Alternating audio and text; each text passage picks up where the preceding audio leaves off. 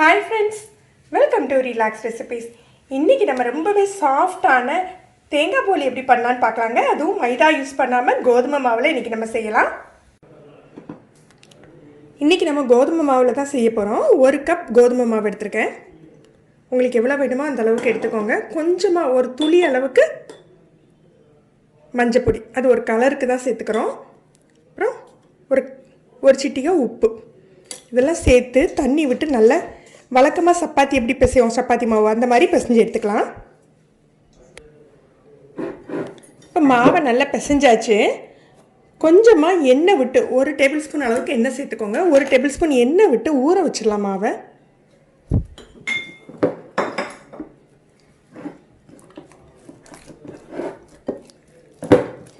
நம்ம மாவை பிசையில் எண்ணெய் எதுவும் சேர்க்கலை, ஊற வைக்கிறதுக்கு மட்டும் கொஞ்சமாக எண்ணெய் தடவி இந்த மாதிரி வச்சிடலாம்.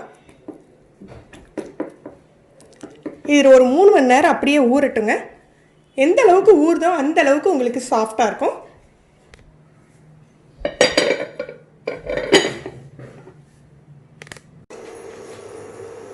ஒரு கப் அளவுக்கு வெல்லம் எடுத்துருக்கேன். கொஞ்சமாக தண்ணி விட்டுக்கோங்க, நிறைய வேண்டாம். ஒரு டேபிள் ஸ்பூன் 2 டேபிள் ஸ்பூன் விட்டால் போதும். அந்த வெல்லம் இலக்கிறதுக்காக தண்ணி சேர்த்துக்கிறோம். தண்ணி சேர்த்து மிதமான தீயில வைங்க. வெல்லம் நல்லா இலகட்டும். வெல்லம் நல்லா இலகிட்டு இப்போ நம்ம தேங்காய் பூ சேர்த்துடலாம். இதில் கல்லெல்லாம் இல்லை, அதனால நான் வடிகட்டலை. உங்களுக்கு கொஞ்சம் தூசி இருக்கிற மாதிரி தோணுச்சுன்னா வடிகட்டி எடுத்துக்கோங்க. தொட 1 கப் தேங்காய் துருவல் சேர்த்துக்கிறோம்.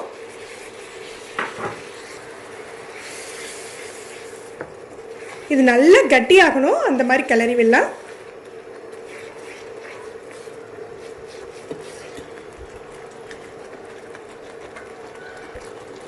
இதில் கொஞ்சம் ஏலக்காய் தூள்,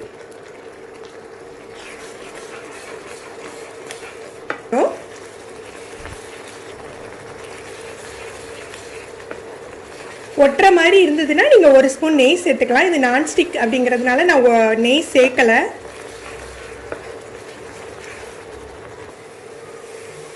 இந்த ஸ்டேஜ் வந்தாக்கில் நம்ம அணைச்சி வச்சிடலாம். ஏன்னா இது ஆறின பிறகு கொஞ்சம் கட்டியாகும். பூர்ணம் நல்லா ஆறட்டும், அதுக்கப்புறம் நம்ம போலி செய்ய ஆரம்பிக்கலாம். பூர்ணம் நல்லா ஆறிடுச்சு. இப்போ நமக்கு தேவையான சைஸில் உருட்டி எடுத்துக்கலாம். நல்ல பதமாக இருந்தால் அந்த மாதிரி உருட்டியால் அழகாக வருங்க. இந்த மாதிரி இந்த சைஸில் உருட்டி எடுத்துக்கிடுவோம். இப்போ நம்ம ஊற வச்சு கோதுமை மாவை செக் பண்ணிடலாம்.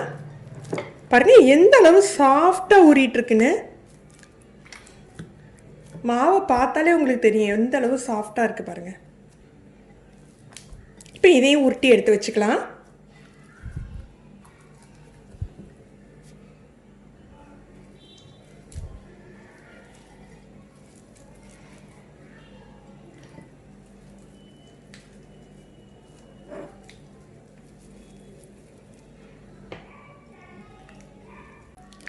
ஒரு இலையிலையோ இல்லது ஒரு பாலித்தீன் கவர்லையோ லேசாக எண்ணெய் தடவி எடுத்துக்கோங்க. பட்டர் ஷீட் கூட யூஸ் பண்ணலாம். நான் இது எண்ணெய் கவாங்கோலியோ அந்த பேக்கே அதோட பின்பக்கத்தில் அப்படியே வைக்க போகிறேன்.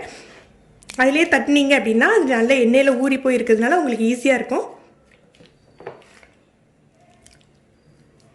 ஒவ்வொரு கோதுமை மாவு உருண்டைக்குள்ளேயும் பூர்ணத்தை வச்சு அழுத்திக்கலாம். இதை கையால் நீங்கள் ஸ்ப்ரெட் பண்ணி விட்டாலும் சரி, சப்பாத்தி குழவியை வச்சு நம்ம தேய்ச்சி எடுத்துக்கிட்டாலும் சரி.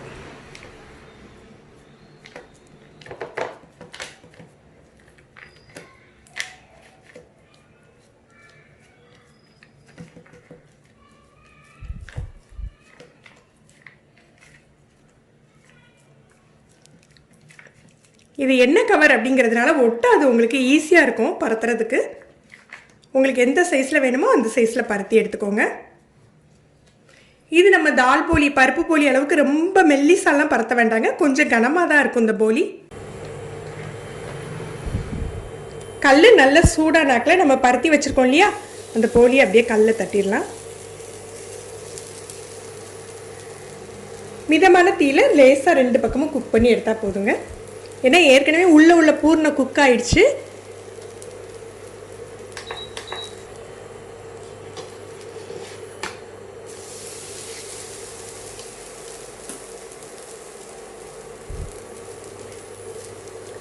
எண்ணெயில் நல்லா ஊற வச்ச மாவு அப்படிங்கிறதுனால மேற்கொண்டு நம்ம எண்ணெயெல்லாம் ஊற்ற வேண்டியது இல்லைங்க. நம்ம வாசத்துக்கு வேணால் லேசாக நெய் ஊற்றிக்கலாம்.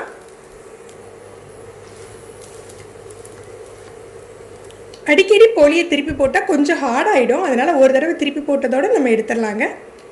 ரெண்டு பக்கமும் அழகாக பொன்முருவலாக குக் ஆகிடுச்சு. இப்போ எடுத்துடலாம். இதே போல் நம்ம தட்டி வச்சுருக்க அடுத்த போலியும் போட்டுக்கலாம்.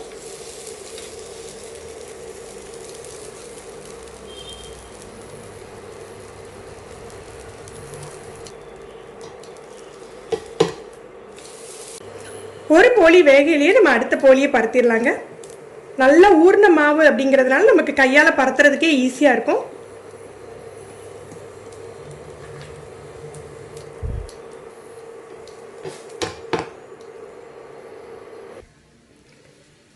இப்போ நம்ம சூப்பரான சாஃப்டான தேங்காய் போலி தயாராகிடுச்சு. அதுவும் இன்றைக்கி நம்ம மைதாவே சேர்க்காம கோதுமையில் செஞ்சுருக்கோம். இதை நீங்கள் ட்ரை பண்ணி பாருங்கள். செய்கிறதுக்கு ரொம்பவே சுலபமாக இருக்கும், அதே சமயம் சத்தும் ஜாஸ்தி. ஃப்ரெண்ட்ஸ், இந்த ரெசிபி உங்களுக்கு பிடிச்சிருந்தா இந்த வீடியோவை மறக்காமல் லைக் அண்ட் ஷேர் பண்ணுங்கள். இது வரைக்கும் நம்ம சேனலை சப்ஸ்கிரைப் பண்ணாதவங்க சப்ஸ்கிரைப் பண்ணி கீழே உள்ள பெல் பட்டனை ப்ரெஸ் பண்ணுங்கள். அப்போ தான் நம்ம சேனலில் போடுற புது புது வீடியோக்களோட நோட்டிஃபிகேஷன் உங்களுக்கு இமீடியட்டாக கிடைக்கும். தேங்க்யூ.